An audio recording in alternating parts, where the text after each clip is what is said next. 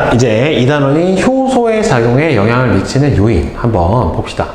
효소의 작용, 그러니까 효소의 활성도에 영향을 미치는 요인에 해당이 되는데, 보면은 첫 번째 나오는 게 자, 온도와 pH. 이거는 누차 강조를 했지만 효소의 주성분 자체가 뭐기 때문에 이 단백질이고, 이 단백질은 바로 펩타이드 결합기끼리의 수소 결합에 의해서 특정 입체 구조를 가지게 된다는 말이에요.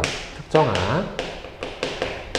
입체 구조를 가지게 되고, 이 입체 구조가 수소 결합이 온도와 pH에 따라서 이 입체 구조가 결합이 끊어져 버리면서 수소 결합이 달라지게 되기 때문에 효소의 활성은 온도와 pH, 수소이온의 농도, 그래서 산성, 염기성에 영향을 받아요. 그래서 첫 번째 온도. 온도가 높아지면 높아질수록 반응 속도가 대체로 증가하다가 최적 온도, 그러니까 최적 온도라고 하는 거는 결국에는 얘가 단백질의 변성이 일어나기 전의 온도겠죠. 결국에는 즉 단백질의 변성이 되기 전의 온도, 여기까지는 가고 높아지다가 이거보다 높아져 버리면 반응 속도가 급격히 떨어져요. 그 이유는 바로 뭐기 때문에 그래요? 단백질의 입체 구조가 변해 버렸기 때문에 효소 기질 복합체 형성을 못해요. 기질이 결합을 못하기 때문에. 그래서 최적 온도는 효소의 활성이 가장 높아서 반응 속도가 최적 상태가 될 때의 온도인데, 사람의 효소는 대부분이 체온의 정도에서 최적 활성을 나타내는 게 일반적인데, 이렇게 뭐 심해 열수구 근처에 산다던가 아니면은 온천에 사는 세균들 같은 경우에는 뜨겁잖아요. 이런 데서도 변성이 되지 않아야 되기 때문에 내열성, 열에 대한 저항성이 있는 세균의 효소는 최적 온도가 80도 가까이로 매우 높다. 그렇기 때문에 이게 환경에 따라서 최적은 다르지만 보통 생명체를 기준으로 한다라고 하면은 우리가 보고 있는 뭐 조류, 포유류 이런 것들은 파충류, 양서류들은 보통은 체온 범위 내에 이 상태에서 가장 최적 활성을 나타내게 돼요. 자, 그 다음에 pH는 최적 pH일 때 반응 속도가 가장 빠르고요. 최적 pH를 벗어나면은 반응 속도가 아주 급격히 감소를 하는데, 마찬가지로 이 pH에 따라서 단백질의 입체 구조에 변화가 일어나기 때문에 그래요. 그러니까 이 단백질을 구성을 하는 아미노산의 종류에 따라서 선생님이 앞에서 처음에 영양소 설명을 하면서 잠깐 이 부분에 대해서 언급을 했는데, 아미노산의 종류가 20개가 있는 건 맞아요. 그렇죠? 그리고 아미노산의 기본 구조 자체가 NH2 아민기에 탄소, 카복실기 묻고 수소 묻고, 여기에 즉 곁가지에 붙어 있는 요 작용기가 뭐가 붙느냐에 따라서 아미노산의 성질이 달라지게 되는데, 뭐 이제 크게 산성 아미노산, 염기성 아미노산, 중성 아미노산, 이렇게 세 종류가 있거든요. 그래서 이게 어느 아미노산의 함량이 많냐에 따라서 최적 활성 pH가 효소마다 약간씩 달라져요. 쟤네들을 이제 중화시키거나 아니면은 할 수 있는 정도가 좀 달라지기 때문에 그런데, 그래서 보면은 소화 효소 중에 펩신은 여러분들 알다시피 위에서 작용을 하고, 위액의 pH가 이 정도 매우 강산이에요. 그래서 펩신 같은 경우에 이렇게 강산 조건에서 최적 활성을 띠고, 그 다음에 아밀레이스 같은 경우에는 보통은 중성가, 보통 대부분은 중성 범위에서 최적 활성을 가져요. 왜냐하면 아미노산이 중성이 제일 많기도 해요. 트립신 같은 경우에는 이자액 안에 들어있는 단백질 분해 효소에 해당이 되는데, 얘는 약 pH 8 조건, 약 염기성 조건에서 최적 pH가 작용을 하게 됩니다. 이게 이자액 안에서 탄산수소 나트륨이 나와서 그 염산을 중화시켜주고, 그 중화시켜주면서 약간 과중화가 일어나기 때문에 약간 염기성, 약염기성인 상태로 변해요. 12지장 자체가. 그래서 거기에서 최적 활성을 나타내니까 약염기성 조건에서 최적 활성을 나타낸다 라고 볼 수 있고, 대부분은 중성 조건에서 최적 활성을 나타내는 경우가 많아요. 자, 그 다음에 기질의 농도를 보면 효소의 농도가 일정할 때 기질의 농도가 증가하면은 당연히 반응 속도가 증가해요. 반응 속도가 증가하는 이유는 명확하죠. 왜 그러냐면은 기질 효소 복합체의 양이 증가를 하니까 반응 속도가 증가할 수밖에 없어요. 생성물이 많이 생기니까 결국에는. 근데 기질의 농도가 일정 수준 이상으로 증가를 하게 되면은 반응 속도가 느려지는 건 아니고 더 이상 증가하지 않고 일정해집니다. 왜? 이때 일정해지는 상태가 돼버리면은 모든 효소가 기질하고 결합을 해서 효소 기질 복합체가 맥스로 만들어진 포화 상태가 되는 거예요. 그래서 여기서는 더 이상 빨라지진 못하고, 그러니까 이 상태에서는 효소가 남아있는 상태에서는 기질을 더 넣어주면 어떻게 되는 거예요?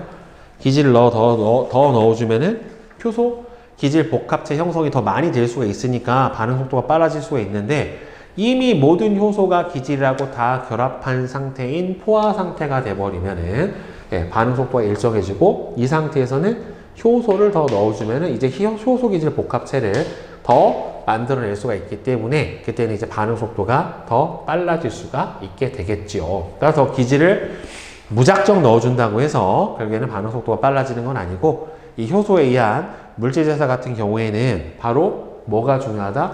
이 효소 기질 복합체의 양을 얼마나 더 만들어내는지에 따라서 저거에 따라서 결국에는 반응 속도가 정해진다라고 여러분들 생각을 해줄 수가 있을 겁니다. 네.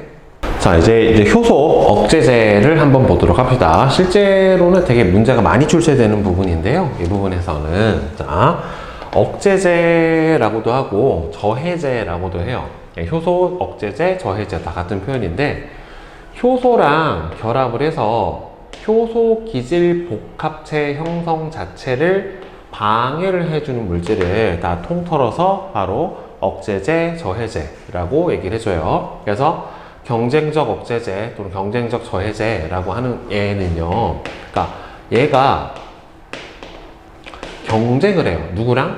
효소랑 결합하는 거, 효소랑 기질이 원래를 결합해야 되잖아요. 그러니까 얘가 효소하고 기질이 결합하는 거랑 경쟁을 한다는 소리는 결국 기질하고 경쟁을 하는 겁니다. 결국에는. 그러니까 효소의 활성 부위에 결합해서 누구 대신에? 기질 대신에. 네. 기질 대신에 활성 부위에 결합을 해서 효소의 작용을 방해하는 거예요. 그러니까 기질이 효소랑 결합하지 못하게 하는 겁니다. 즉 보면은 효소가 이렇게 기질하고 활성 부위의 입체 구조가 맞는 기질만 이렇게 결합을 할 수가 있는데, 경쟁적 저해제는 이 결합 부위에, 그러니까 활성 부위하고 입체 구조가 비슷해요. 그러니까 기질하고 비스무리하게 생겨가지고 실제로는 얘가 가서 붙어야 되는데 경쟁적 저해제가 가서 여기 미리 결합을 하고 있음으로써 기질이 결합하는 거를 방해하는 거예요. 그래서 기질과 기질의 구조랑 비슷하게 생겨서 기질이 효소랑 결합하는 것을 경쟁적으로 방해를 하는 게 바로 이 경쟁적 저해제 또는 경쟁적 억제제라고 합니다. 그래서 얘는요, 기질의 농도가 증가하면 증가할수록 억제 효과가 감소하다가 사라져요. 그러니까 어차피 결국엔 이렇게 보면 되겠죠. 이렇게 효소가 있고, 효소가 10개가 있어요. 효소가 10개가 있고, 기질이 예를 들어서 50개가 있고, 그 다음에 여기서 저해제가 50개가 있으면은 와서 얘랑 결합을 해서 이렇게 얘가 오거나 둘 중에 하나잖아요. 그게 농도가 높은 게 더 많이 결합을 하게 될 테니까 이렇게 되면 경쟁률이 서로 1대1이 되는데, 만약에 얘 기질이 10배가 더 많아, 500개하고 50개가 있으면은 효소랑 와서 어차피 충돌을 하면서 결합을 해야 될 텐데, 당연히 농도가 기질이 아주 높아 버리면 어떻게 되겠어요?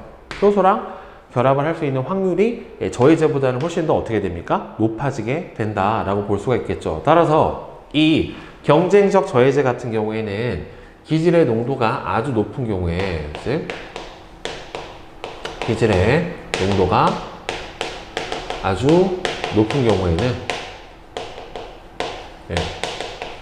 경우에는 효과가 거의 없어요. 기질 농도가 아주 높으면 효과가 없습니다. 그래서 경쟁적 저해제가 없는 경우에 초기 반응 속도가 이 정도다라고 하면은 경쟁적 저해제가 있으면은 이 정도가 감소하는 영향을 보이게 되고, 기질 농도가 아주 높아 버리면 저해제 효과가 대단히 줄어들게 되는 이런 양상을 보이게 됩니다. 그래서 기질의 농도가 증가하면 효소의 활성 부위에 경쟁적 저해제가 결합할 확률이 지금 얘기했죠. 낮아지게 되니까 억제 효과가 감소하게 돼요. 그래서 이게 꼭 이 효소뿐만 아니라 이 경쟁적 저해제 같은 경우에는 어떤 경우에도 사용을 하냐면, 여러분들 이 페니실린 있잖아요. 대표적인 항생제인 페니실린을 예전에 이제 초창기에 사용을 했었을 때 얘가 배설되는 속도가 되게 빨라요.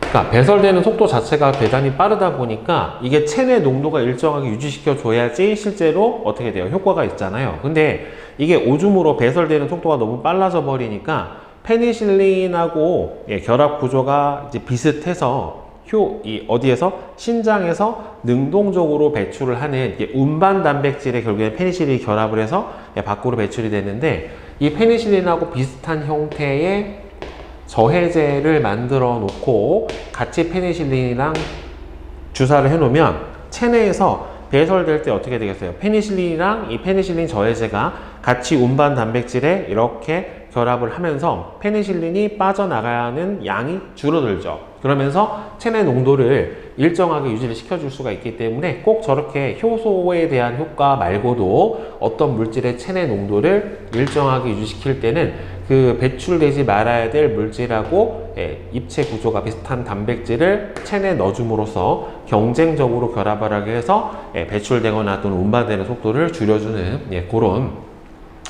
원리를 작용을 시켜줄 수도 있어요. 꼭 효소에만 작용되는 원리는 아니다. 저 경쟁적 저해제라고 하는 거는. 다음에 이제 비경쟁적 저해제는 효소가 기질하고 결합을 하는 활성 부위가 아닌 어떤 다른 부위에 결합을 해서 활성 부위의 아예 구조를 변형시킴으로써, 그러니까 보조인자가 결합하는 부위에 원래 보조인자가 아닌 다른 애가 결합을 해서 이 부위를 비활성 상태로, 그러니까 기질하고 결합을 하지 못하는 형태로 활성 부위의 입체 구조를 바꿔줘 버리는 거예요. 그래서 부위를 변형함으로써 기질의 결합 자체를 어떻게 됩니까? 방해를 해줘 버리는 효과가 나타나는 게 비경쟁적 저해제예요. 그러니까 얘는 누구랑? 기질이랑 경쟁을 안 하죠. 기질하고 결합하는 활성 부위하고의 관계가 없고 거기에 다른 부위에 결합을 해서 활성 부위의 입체 구조를 바꿔줘 버리는 거란 말이에요.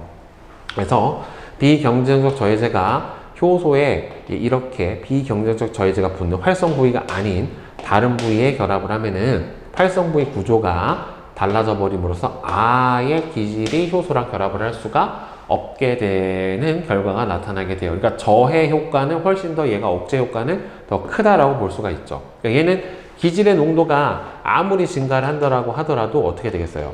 이미 이 저해제 때문에 이 활성 부위의 입체 구조가 바뀌어서 기질이랑 결합을 못하니까 기질의 농도가 높아지더라도 이 저해제 효과는 떨어지지 않습니다. 알겠죠? 따라서 비경쟁적 억제제가 있는 경우가 비경쟁적 억제제가 없는 경우보다 초기 반응의 최대값 자체가 작을 수밖에 없어요. 왜? 얘는 아예 결합할 수 있는 효소 자체를 양을 줄이는 거고, 얘는 활성 부위에 기질 대신 억제제를 결합을 시켜서 기질 효소 합성 복합체 만드는 거를 억제해 주는 거고, 얘는 아예 결합 자체를 못 만들게 못하게 하는 거고, 이런 원리이기 때문에 저해제 효과는 실제로는 비경쟁적 저해제가 어떻게 된다? 좀 더 크다라고 볼 수가 있게 되겠죠. 이 부분은 되게 시험에 많이 출제가 되는 부분이기 때문에 그래프 양상을 잘 봐놓으세요. 기질의 농도에 따른 저해 효과가 영향이 있다. 그럼 경쟁적 저해제고 기질의 농도에 따른 저해 효과가 없다. 그러면은 비경쟁적 저해제다. 라고 판단을 해 볼 수가 있겠죠.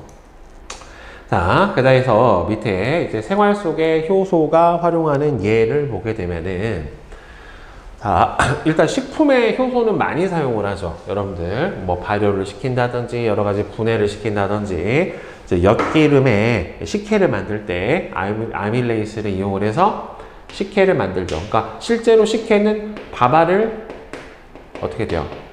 밥알을 삭힌다라고 하는데 그 식혜 밥알은 되게 쭉정이밖에 없는 거예요. 안에 있는 녹말이 다 분해돼서 엿당이 되는 거죠. 그래서 밥알을 결국에는 분해를 해서 밥알 속에 녹말을 분해해서 엿당이라는 걸 만들게 되고 그걸로 식혜를 만들게 되는 거고 이거를 졸이면 조청이 되고 이거를 더 졸이면 이제 엿이 되는 거예요, 여러분들. 그 다음에는 펙틴 분해 요소를 이용해서 과일 주스를 투명하게 만든다던가 누룩곰팡이 젖산균, 이 젖산균이 유산균이에요. 효소를 이용해서 발효식품을 만든다.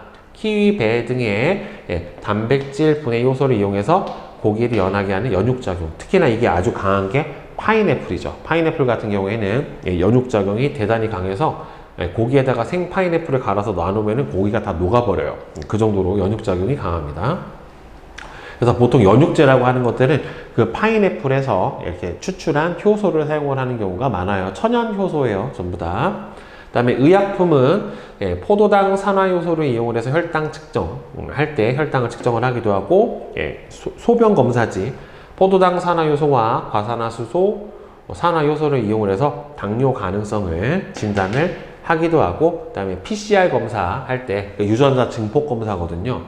DNA 중합효소 DNA를 합성을 해주는 효소예요. 뉴클레오타이드를 계속 붙여주는 효소. 이걸 이용한 중합효소 연쇄 반응 PCR로 질병 감염 여부나 DNA 검사를 하기도 하고 생활용품에서도 효소 치약, 뭐 탄수화물 분해 요소, 효소 세제는 단백질이나 지방의 때를 잘 분해할 수 있는 섬유 때를 분해하는 효소도 넣어주고 산업에서 오염물질 분해하는 미생물, 그다음에는 바이오 연료. 보통 이제 그 먹지 못하는 탄수화물류를 분해를 시켜서 알코올을 만들어내게 하는데 이거는 바로 바이오 연료를 만들어내기도 하는 이런 부분에서도 바로 많은 효소를 사용을 해줍니다. 자, 그러면 개념 확인 문제 한번 봅시다. 효소의 작용에 영향을 미치는 요인으로 옳은 것은 일단 온도, 그 다음에는 pH 영향 주고, 그 다음에 기질의 농도도 영향을 주죠. 그 다음에 효소 억제제도 영향을 주죠. 효소의 작용에 영향을 미치는 요인은 기역, 니은, 디귿, 리을이 다 맞게 되겠지요. 그죠? 자, 그 다음에 2번.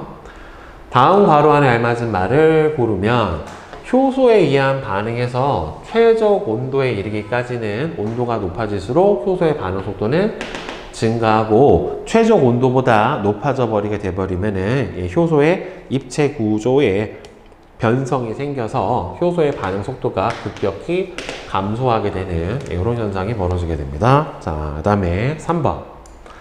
다음은 그림은 사람의 소화효소의 pH에 따른 반응 속도를 나타내는데, 자, 펩신은 위에서 작용하는 아주 강산성에서 최적 활성을 나타내고, 트립신은 12지장, 소장에서 약염기성에서 최적 활성을 나타내죠. 그렇죠? 따라서 답이 X5, X예요. 트립신의 활성은 pH 8일 때가 6일 때보다 더 높죠. 그 다음에 펩신과 트립신은 같은 소화기관에 작용 안 해요. 펩신은 어디에서? 위에서. 트립신은 소장, 정확하게는 12지장에서 작용을 해줍니다. 자, 그 다음에 4번. 그림은 물질 A하고 B가 각각 효소와 결합해서 효소의 작용을 억제하는 과정을 나타냈대요. 자, 이렇게 활성 부위에 결합하는 A 같은 경우에는 경쟁적 억제제, 그 다음에 이렇게 비활성 부위에 결합하는 B는 비경쟁적 억제제, 이렇게 되겠죠. 자, 그 다음에 5번. 효소의 작용에 영향을 미치는 요인에 대한 설명으로 옳은 것과 옳지가 않은 것은 X, X5예요. 모든 효소의 최적 온도는, 모든 효소는 요 상태에서 최적을 나타내진 않아요. 앞에서 이제 호열성 세균이라든가 아주 뜨거운 온천수에서 사는 세균 같은 경우에는 더 높은 온도에서 최적 활성을 나타내기도 하고요. 효소의 농도가 일정할 때 기질의 농도가 증가할수록 초기 반응 속도는 계속 증가하진 않아요. 어차피 효소라고 하는 게 농도가 일정하면은 결합할 효소 숫자가 한정되어 있기 때문에, 그러니까 결국에는 효소 기질 복합체의 형성이 최대 맥스가 된다라고 하면은 그 다음부터는 더 이상 반응 속도가 빨라지지 못하게 될 거란 말이죠. 자, 그 다음에 6번. 효소를 이용한 사례에 대한 설명으로 옳은 것은, PCR 검사로 질병의 감염 여부를 확인해 줄 수 있죠. 맞고, 미생물을 이용해서 된장, 김치 등의 발효식품을 만드는 것도 효소의 사용이고, 효소 세제를 이용해서 찌든때랑 얼룩을 제거를 해주기도 하게 되니까, 기억, 니은, 디귿 전부 다 효소의 작용에 해당이 된다라고 여러분들 볼 수가 있게 되겠지요. 그죠? 자, 그 다음에 이제 대표 자료 분석 문제 봅시다. 온도와 pH가 효소의 작용에 미치는 영향 보면은, 그린 간은 효소 A부터 D에 의한 반응에서 온도에 따른 반응 속도를, 나는 효소 A부터 C에 의한 반응에서 pH에 따른 반응 속도를 나타냈는데, A부터 C는 사람의 소화 효소이고 D는 어떤 세균의 소화 효소인데, 얘네들은 지금 보면은 체온 범위의 낮은 온도에서 얘는 80도씨 가까이 굉장히 고온에서 어떻게 됩니까? 활성을 나타내요. 그리고 A, B, C 같은 경우에는 최적 활성을 나타내는 pH 값이 각기 다르게 나와 있어요. 효소의 주 성분인 단백질은, 그죠? 단백질은 온도와 pH에 따라 입체 구조가 달라지죠. 효소 활성이 가장 높아 반응 속도가 최대일 때 온도와 pH를 각각 최적 온도, 그 다음에는 최적 pH라고 얘기를 해줍니다. 그 다음에 2번. 가에서 A의 활성은, 당연히 A는 T1일 때가 T3일 때보다 높죠. 가에서 B의 최적 온도는 D의 최적 온도보다 더 낮죠. 자, 그 다음에 나에서 A의 활성이 최대인 pH는 B의 활성이 최대인 pH보다 더 낮죠. 산성에서 최적 활성을 나타내게 되는 거니까. 그러니까 낮다란 소리는 더 뭐예요? 산성이 강하다라는 소리죠. 산성도가 더 강한 조건에서 활성화가 되는 거고, 나에서 C에 의한 반응 속도는 pH 8일 때가 7일 때보다 더 어떻게 돼요? 빠르죠. pH 8이 최적 활성 pH에 해당이 되니까. 자, 그러면 3번은 답이 OX, OX, O예요. 자, OX, OX, O에 해당이 됩니다. 가에서 입체 구조, B의 입체 구조는 T1일 때랑 T2일 때가 다르죠. T1일 때는 지금 최적 온도 조건인 거고, T2일 때는 지금 보니까 변성 온도를 넘어가 버렸죠. 그렇죠? 얘는 변성 온도 이상 조건에 해당이 되는 거니까 구조가 바뀌어 버렸죠. 그죠? 그 다음에 A와 B는 같은 소화기관에 작용을 한다? 아니죠. 왜냐면은 A 같은 경우에는 최적 활성 pH가 2에 해당이 되고, B 같은 경우에는 pH가 7. 대부분은 중성 상태가 맞는데 얘는 위에서 작용하겠죠. 아주 강한 산성을 나타내니까. 요걸 뺀 나머지는 전부 다 맞고요. 자, 그 다음에 대표 자료 분석 봅시다. 효소 억제제와 기질의 농도가 효소의 작용에 미치는 영향. 자, 그림 간은 효소 X에 의한 반응에서 효소 억제제 A와 B의 작용을, 자, 지금 보면은 B는 활성 부위에 결합을 해서 기질하고 결합을 하지 못하게 해주는 작용을 하기 때문에 따라서 B는 뭐라고 볼 수 있어요? 경쟁적 억제제. 네. 그 다음에 A 같은 경우에는 활성 부위가 아닌 부위에서 이 결합을 해서 활성 부위의 입체 구조를 바꿔주게 되니까 얘는 비경쟁적 억제제라고 불러줄 수가 있겠죠. 자, 따라서 여기서 3번의 경우에는 초기 농도가 같더라도 어떻게 돼요? 지금 아예 반응 속도가 그리고 높아져도 이렇게 확실히 느려진 걸 볼 수가 있으니까 3이 비경쟁적 억제제를 쓴 경우, 아무런 억제제도 쓰지 않은 경우가 1번, 그 다음에는 경쟁적 저해제를 사용한 경우가 2번이죠. 왜냐면은 초기 반응 속도는 느린데 기질의 농도가 높아지니까 억제 효과가 반감을 한 걸로 봐서는 경쟁적 억제제를 쓰는 경우에는 2번이다 라고 볼 수가 있겠고, 1번 같은 경우에는 바로 억제제를 사용하지 않은 경우죠. 억제제를 사용을 안 한 경우가 1번이죠. A와 B가 모두 없을 때에 해당이 되겠죠. 자, 그래서 3번.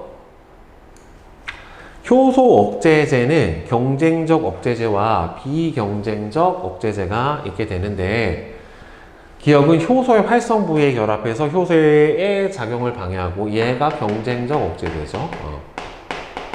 그 다음에 얘는 비경쟁적 억제제죠. 자, 이렇게 봐야 되겠죠? 자, 그러면 4번. 자, 4번은, 자, X, 그 다음에는 O, X, O, X, O예요. 가에서 A는 기질과 경쟁적으로 작용을 한다. A가 뭐였어요? 비경쟁적 저해제잖아요. 그죠? A가 비경쟁적 저해제고, 예, B가 경쟁적 저해제니까. 예. 예. 자, 그러면은 틀렸고, 가에서 X는 B와 결합한 후 분해돼서 사라진다. X는 효소는 어차피 분해가 돼서 사라지는 건 기질이고, 저해제는 분해를 못해요. 완벽하게 입체 구조가 기질하고 똑같지는 않기 때문에 X 자체는 효소니까 사라지진 않아요. 효소는 어차피 재사용이 되는 거니까. 자, 1에서 효소 기질 복합체 농도는 S1일 때보다 S2가 높죠. 기질의 농도가 높아지면 효소 기질 복합체의 생성량은 더 많을 수밖에는 없게 되겠죠. 3에서 X에 의한 반응의 활성화 에너지는 S1일 때가 S2일 때보다 어차피 작아요. 어차피 똑같습니다. 이거는 효소가 기질하고 결합한 경우에 한해서, 그러니까 효소 기질 복합체를 형성을 한 경우에 한해서 활성화 에너지가 줄어드는 건데, S1이나 S2나 효소 기질 복합체를 형성을 하고 있는 상태면 어차피 활성화 에너지는 어떻게 해야 돼요? 둘 다 같아야지 맞게 되는 거죠, 결국에는. 그죠? 자, 따라서 틀렸죠. 이건 작다가 아니라 같다예요, 같다. 자, 저해제를 쓴다고 해서 활성화 에너지의 크기가 변하지는 않아요. 예, 더 크거나 작아지진 않아요. 그 다음에 S1일 때 효소의 총수와 기질과 결합하지 않은 X의 수는 1에서가 3에서보다 크다. 아니죠. 그러니까 아예 기질과 결합하지 않은 수, 지금 1하고 3하고 보면은 이거잖아요, 지금 현재. 그러면은 얘가 경쟁적 저해제를 쓰면은 결국에는 경쟁적 저해제는 억제제는 뭐가 되는 겁니까? 아예 효소의 입체 구조를, 활성 부위 구조를 바꿔서 기질하고 결합 자체를 못하게 하는 거기 때문에 X의 총수는 똑같고 결합하지 않은 수는 누가 더 커야 돼요? 얘가 더 크죠. 반응 속도 자체가 1이 3보다 더 빠르다는 소리는 효소 기질 복합체가 형성이 더 많이 됐다는 소리니까, 따라서 결합하지 않은 수는 누가 더 크다? 3이 더 크다 라고 봐야지 맞게 되겠지요. 그죠? 자, 이제 내신 만점 문제 선생님이랑 한번 같이 풀어봅시다. 자, 1번부터 보자. 그림은 효소 X에 의한 반응에서 온도에 따른 반응 속도를 나타냈다 라고 나와 있어요. 자, X의 활성은 당연히 온도에 영향을 받죠. X의 입체 구조는 그쵸 35도일 때하고 50도일 때하고 다르죠. 여기서 최적 활성 온도고 여기를 넘어가면서부터는 바로 뭐가 일어나게 되는 거예요? 단백질의 변성이 일어나서 효소의 입체 구조가 바뀝니다. 다음에 X에 의한 반응에서 단위 시간당 생성되는 생성물의 양은 당연히 35도일 때가 반응 속도가 15도일 때보다는 더 높으니까 당연히 더 많아야지 맞게 되겠죠. 그래서 기억, 니은, 디귿이 다 맞고요. 자, 그 다음에 2번. 그림은 사람의 소화효소 A부터 C에 의한 반응에서 pH에 따른 반응 속도를 나타냈는데 A부터 C의 최적 pH는 지금 보면은 다 다른 거를 볼 수가 있고 A는 C의 최적 활성 pH에서 작용하지 않는다. A는 그렇죠.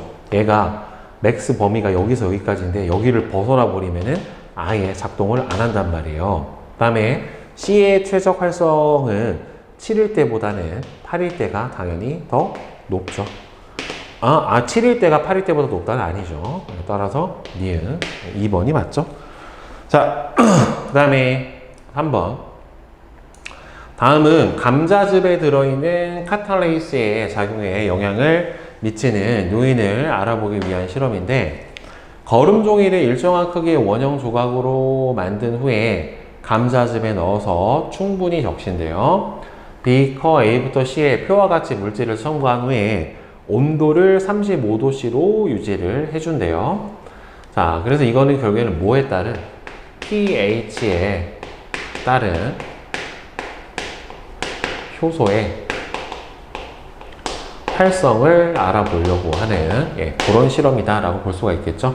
얘는 중성 조건, 산성 조건, 역류성 조건. 그래서 가의 거름종이 조각을 비커 A부터 C에 각각 3개씩 넣은 후에 기포, 여기서 발생하는 기포는 결국에는 과산화수 조각분해돼서 나오는 산소일 거고 거름종이 조각이 수면까지 떠오르는 데 걸리는 시간을 측정을 했더니만 얘가 가장 빨랐고 그 다음 이렇게 됐다란 말이에요. 그러면 이에 대한 설명으로 옳은 것은 기억은 산소가 맞죠. 그 다음에 카탈레이스의 활성은 A에서가 B에서보다 높으니까 산소가 빨리 발생해서 거름종이가 빨리 떠올랐을 거란 말이에요. 그러면은 카탈레이스에 의한 반응 속도는 A가 제일 빠르고 그 다음에는 C, 그 다음에는 B 이렇게 보는 게 맞겠죠. 틀렸죠. 그래서 기억하고 니은이 맞아요. 자, 그래서 4번. 위 실험을 통해 알 수 있는 효소의 작용에 영향을 미치는 요인은 결국에는 뭡니까? pH죠. pH에 따른 효소의 활성을 알아보려고 하는 거고 효소의 주 성분 자체가 뭐가 되니까? 단백질에 해당이 되고 이 단백질은 결국에는 pH에 따라 어떤 아미노산으로 구성이 되어 있느냐에 따라 이 단백질이 pH에 따라 뭐가 이 활성 부위의 입체 구조가 바뀔 수 있는 거죠. 그죠? 활성 부위의 입체 구조의 변형이 일어날 수가 있게 돼서 제대로 된 입체 구조를 가지게 되는 게 바로 활성 pH다 라고 볼 수가 있겠죠. 자, 그 다음에 5번. 표는 효소 X에 의한 반응에서 실험 1부터 3의 조건을 그림은 A부터 C에서 시간에 따른 기질의 농도를 나타냈는데 X의 최적 온도는 37도시고 1, 2, 3의 결과를 순서 없이 나타냈대요. 자, 그러면 일단은 온도가 높고 그 다음에는 효소의 농도가 높을수록 기질하고 빨리 결합을 해서 기질을 빨리 분해를 할 거란 말이에요. 그러면 여기서 기질의 농도가 가장 빨리 줄어드는 C가 바로 여기에 해당이 될 거고 활성 온도가 둘 다 낮고 효소 농도가 조금 더 높은 게 반응 속도가 그거보다는 빠르겠죠. 그러니까 B 가장 느린 게 A 이렇게 될 테니까 얘가 B, 얘가 A 이렇게 대응이 될 거예요. 따라서 A는 1의 결과가 아니라 3의 결과에 해당이 돼야 되는 거니까 틀렸고 T1일 때의 반응 속도는 A에서가 A가 어딨냐? A고 그 다음에는 B에서보다 더 느리다. 그러니까 여기서는 시간당 요 기울기죠. 기질의 농도가 같은 시간당 줄어드는 기울기를 보면 되는 건데 얘가 좀 더 기울기가 크고 얘가 더 작으니까 기울기가 작을수록 반응 속도가 느린 거니까 A가 B에서보다 느리다가 맞고 C에서 기질하고 결합한 X의 수 그러니까 결국에는 효소 기질 복합체의 양이죠. 이거는 결국에는 같은 실험 환경이라고 하면은 초기 기질의 농도가 높을 때 효소 기질 복합체 형성의 양이 더 많을 거예요. 따라서 T1일 때가 T2일 때보다는 당연히 얘는 여기서 이제 반응이 거의 끝났고 기질이 없잖아요. T1일 때는 아직 기질이 남아있는 상태니까 T1일 때가 T2일 때보다 효소하고 더 많이 결합을 해서 효소 기질 복합체가 더 많이 생겼다라고 판단을 하는 게 맞는 거죠. 그 다음에 6번은 그린 간은 효소 X의 농도가 일정할 때 기질의 농도에 따른 초기 반응 속도를 나는 기질의 농도가 A부터 C일 때 효소 기질 복합체의 생성 정도를 나타냈는데 여기서 보면 효소 기질 복합체가 맥스가 된 게 이 상태고 완전히 다 결합했고 여기서는 기질이 남죠. 그럼 기질 농도가 높은 거니까 얘가 S3, 이 녀석이 S2, 얘가 S1 이렇게 될 거예요. 따라서 A는 S1일 때니까 틀렸고 효소 기질 복합체의 농도는 S1이 S2일 때보다는 더 낮죠. 그렇죠. 여기서 생성된 개수 자체가 적으니까 C에서 만약에 X를 더 추가를 한다라고 하면은 아직 결합하지 않고 있는 기질들이 있으니까 효소 기질 복합체가 더 생길 거고 따라서 반응 속도는 더 빨라질 거예요. 예, 따라서 맞게 되겠죠. 그러니까 맞는 거는 디귿 2번만 맞죠. 자, 그 다음에 7번 그린 간은 효소 X에 의한 반응에서 효소 억제제 기억하고 니은의 작용을 나타냈는데 여기서 기억 같은 경우에는 기질 대신 결합하는 걸로 봐서는 이 녀석은 경쟁적 억제제에 해당이 되는 거고 이 녀석은 활성 부위가 아닌 부위에 결합을 했으니까 비경쟁적 억제제가 되겠죠. 결국에는 자, 그 다음에 기억하고 니은은 기질의 농도가 높아질수록 억제 효과가 떨어지는 걸로 봐서는 따라서 경쟁적 억제제를 사용을 한 경우고 따라서 2가 억제제가 있을 때죠. 그죠? 이 경우가 있을 때 1이 없을 때라고 봐야 되겠지. 따라서 기억은 경쟁적 억제제가 맞고 2는 니은이 있을 때에 해당이 되는 거니까 이것도 맞고 S1에서 X에 의한 효소 X에 의한 반응의 활성화 에너지는 결국에는 이 경우는 같아요. 어차피 억제제는 결합을 못하게 하는 거고 결합을 한 상태에서의 활성화 에너지를 봐야 되는 거니까 이 경우는 어떻게 되는 겁니까? 네. 같다, 크다가 아니라 어떻게 돼요? 똑같다라고 봐야 되는 거죠. 네. 아, 이거 니은이구나. 기억이 아니라. 이건 기억이 있을 때니까 틀렸네. 에라이. 이거는 경쟁적 억제제에 해당이 되는 거니까 니은이 아니라 기억이네요. 그럼 이건 틀렸네. 예, 그죠? 따라서 맞는 거는 1번만 나타나네. 맞겠네요. 와, 썩었다. 자, 그 다음에 B. 아, 왜 맨날 저 따위로 내나 모르겠어. 자, 그림은 생활 속 효소의 이용에 대한 학생 A부터 C의 대화 내용이다. 투명한 과즙 음료는 과즙을 불투명하게 만드는 팩틴을 분해하는 팩틴 분해 효소 성분을 이용해서 만들어 맞고 불고기 양념을 할 때 배즙이나 퀴즈즙을 넣으면 과일의 단백질 분해 효소에 의해서 고기가 연해져. 맞아요.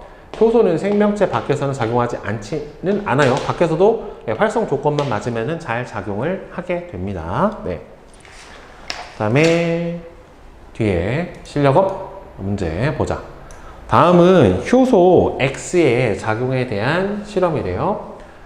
효소 X는 기질 A가 생성물 B로 전환되는 반응을 촉진한대요. 그러니까 A가 B로 전환되는 과정을 촉진할 때 효소 X가 사용이 되는 거고 X에 의한 반응에서 온도에 따른 반응 속도를 나타내는데 지금 보면은 최적 활성 온도가 약 70도씨 정도가 얘가 최적 온도에 해당이 되는 거를 그래프상에서 볼 수가 있고요.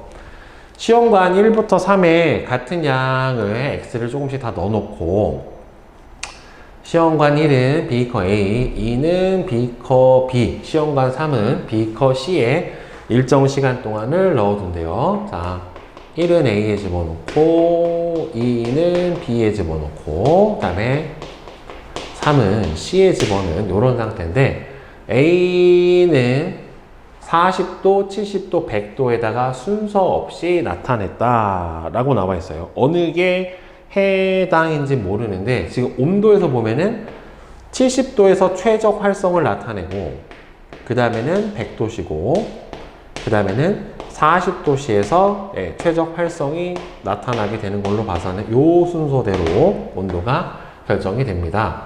그 다음에 나의 시험관 1, 2, 3에 A를 같은 양식 첨가를 한 다음에 기억의 농도 변화를 측정을 한 그림인데 지금 기억의 농도가 줄어든 걸로 봐서는 반응 물질의 농도가 줄어들고 생성 물질의 농도는 늘어나게 될 거란 말이에요. 따라서 기억은 A를 넣어놓은 거다라고 봐야 되겠죠. 따라서 기억은 A가 되는 거는 맞고 그럼 가장 온도가 빠른 1번이 가장 여기서 농도가 많이 줄어드는 3번이 70도씨, 2번이 100도씨, 1번이 40도씨 이렇게 될 거예요. 따라서 3번이 C에 해당이 되는 거니까 얘는 70도씨에 든 물이 든 비커고 T1일 때 B 생성물질의 농도는 거꾸로 여기가 가장 크죠.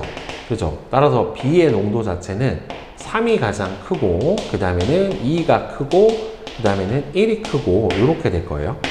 따라서 2에서가 3에서보다 높은 게 아니라 낮아야죠. 생성물질의 양을 물어본 거니까. 그래서 3번이 될 거예요. 자, 그 다음에 2번 봅시다. 표는 효소 X에 의한 반응에서 실험 1부터 3의 조건을 그림은 A부터 C에서 시간에 따른 생성물의 농도를 나타냈대요. 그러니까 반응 속도가 아니라 생성물의 농도예요. 이거는. 자, 이게 포인트 이 문제 풀 때. X의 최적 pH는 2래요. 그러면은 1하고 3이 상대적으로 최적 pH가 낮은 3보다는 좀 더 빠를 거고 기질의 농도가 더 높으니까 기질의 농도가 높으면 상대적으로 더 생성물이 많이 생길 거라는 소리죠. 그러니까 결국에는 생성물이 2배로 생긴 이 녀석이 A, 그 다음에는 요거의 딱 절반이지만 C보다 빠른 얘가 B, 그 다음에 가장 느리게 나타나는 이 녀석이 C 이렇게 될 거예요. 그리고 여기서 여러분들 A 같은 경우에는 이 T1 이후로 생성물의 농도가 일정하죠. 물론 B도 일정하죠. 그렇다는 소리는 여기서 생성물의 농도가 일정하다라는 소리는 결국에는 뭘로 해석을 해야 되냐면은 반응 종료예요. 반응 종료. 반응이 끝난 거고 따라서 반응이 종료됐다는 소리는 결국에는 기질이 없는 거예요.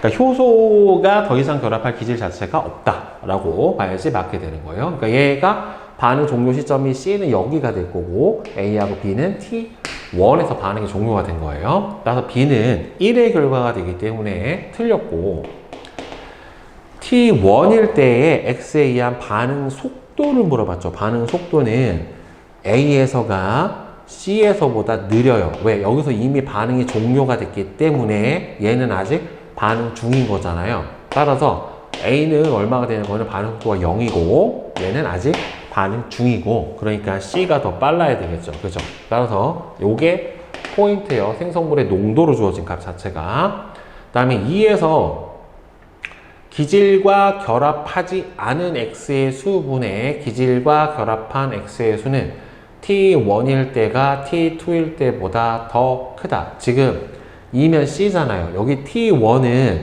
아직 기질하고 생성물이 남아있죠. 생성물이 더 생성돼 이렇게 남아있는 거니까 여기서는 기질이 남아있는 거고 그 다음에 T2가 되면 반응이 종료됐기 때문에 여기서는 기질이 없는 거예요. 그러니까 아예 기질이 없다는 소리는 기질과 결합한 수가 T2에서 얼마가 된다는 소리? 0이 된다는 소리예요. 그러니까 T1일 때가 T2일 때보다 크다라고 볼 수가 있겠죠. 그러니까 이게 반응 속도로 주어졌는지 아니면은 이제 생성물의 농도로 주어졌는지를 확인을 잘 해줘야 되겠죠. 이렇게 더 이상 생성물의 농도가 변화가 없는 구간에서는 반응이 종료된 거다라고 하는 거를 여러분들 꼭 알아둬야 되겠죠. 결국에는. 자, 다음에 3번.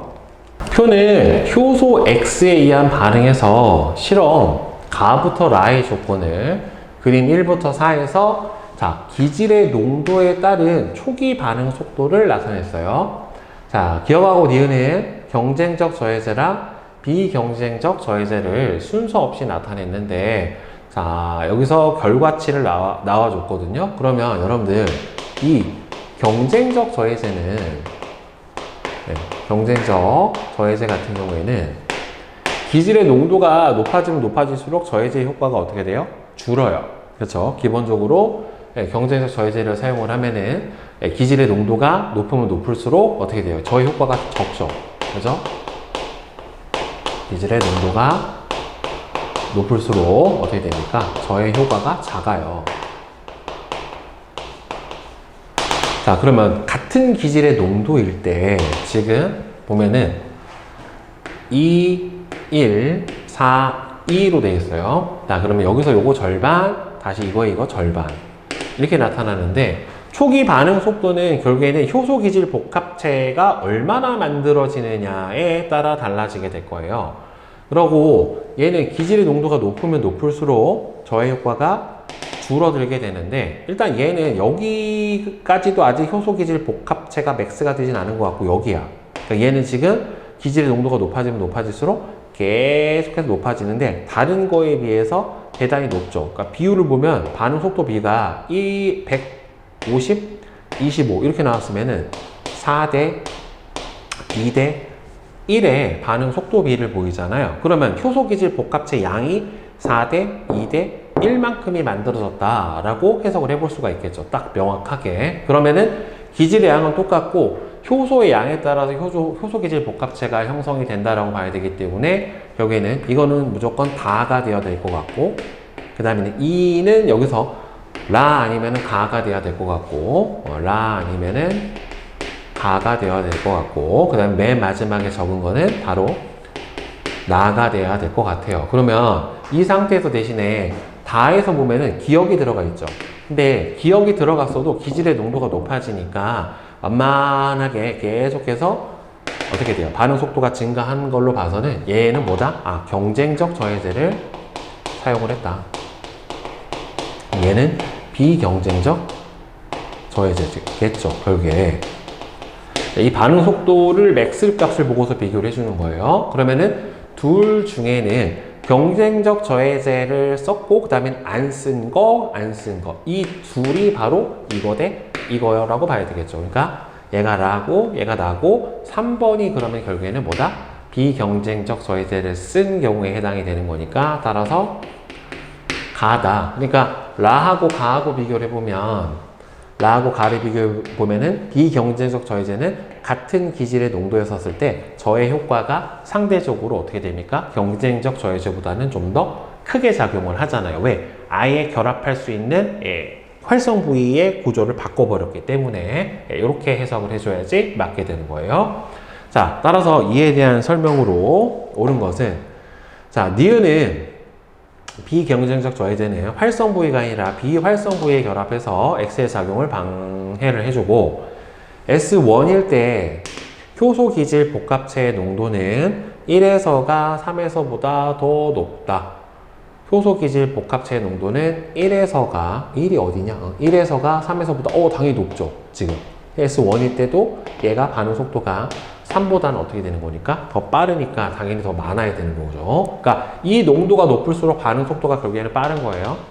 그 다음에 나는 지금 여기잖아요. 맨 마지막 조건 요거 X의 총수분의 기질과 결합한 X의 수는 여기서부터는 더 이상 X가 없다란 소리죠. S2부터는 그죠?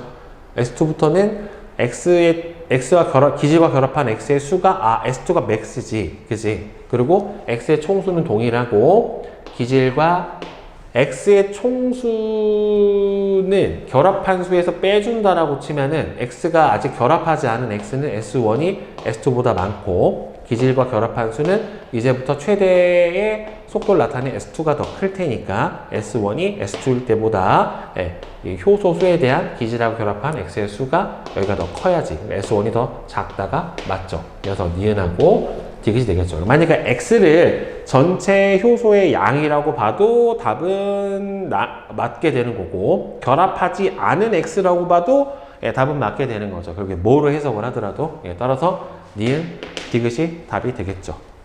이런 문제는 실제로 저해제 문제에서 비교적 2번이나 3번 같은 문제는 좀 어렵게 출제되는 문제고 그래서 그래프 해석을 좀 잘 해줘야 되기 때문에 아마 효소 단원에서는 이 문제가 나올 때가 아마 제일 어려울 거다라고 생각을 합니다. 여러분들.